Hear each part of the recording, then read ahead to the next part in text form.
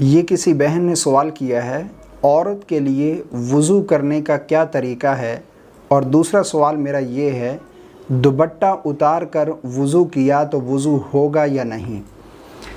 عورت کے لیے وضو کرنے کا کیا طریقہ ہے اور اگر دوپٹہ اتار کر وضو کیا تو وضو ہوگا یا نہیں؟ یہ دو سوال بہن نے پوچھے ہیں۔ سب سے پہلا سوال کہ عورت کے لیے وضو کا کیا طریقہ ہے؟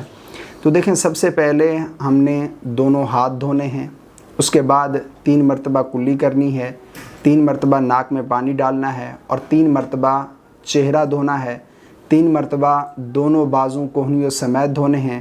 اس کے علاوہ چوتھائی سر کا مسح کرنا ہے اور اس کے بعد دونوں پاؤں ٹخنوں سمیت دھو لینے ہیں۔ بعض خواتین یہ سمجھتی ہیں کہ شاید عورتوں کے لیے کوئی الگ طریقہ ہے وضو کا۔ ایسا بالکل نہیں ہے۔ جو طریقہ وضو کا ہے مردوں کے لیے وہی طریقہ خواتین کے لیے بھی ہے، یعنی اسلامی بہنیں بھی اسی طریقے سے نماز کا وضو کریں گی، یعنی سیم طریقہ ہے۔ اس پر پریکٹیکل طریقہ وضو کا ویڈیو موجود ہے، آپ دیکھ سکتے ہیں۔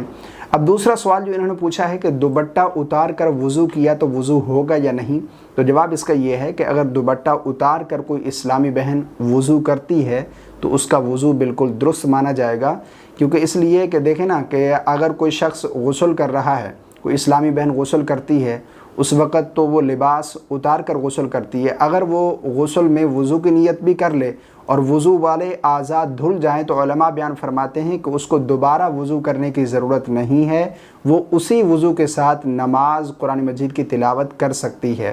تو اگر دوپٹہ اتار لیا تو اس سے میں کوئی حرج نہیں ہے، اور ویسے بھی جب سر کا مسح کریں گے تو دوپٹہ اتارنا پڑے گا، تو اس لیے اگر دوپٹہ اتار کر وضو کیا تو وضو بالکل درست مانا جائے گا۔